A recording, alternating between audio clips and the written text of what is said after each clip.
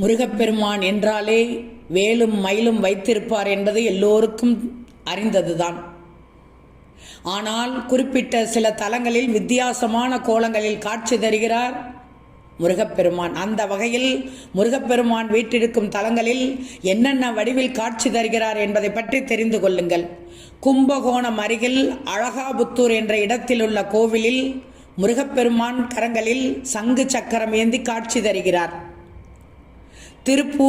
திருப்போரூரில் முத்துக்குமாரசாமியாக காட்சி தரும் முருகப்பெருமானின் மூல விக்கிரகம் இடது காலை தரையில் ஊன்றி வலது காலை மயில் மீது வைத்து இடது கையில் வில்லும் வலது கையில் அம்பும் ஏந்தியபடி போருக்கு புறப்படும் நிலையில் காட்சி தருகிறார் முருகப்பெருமான்.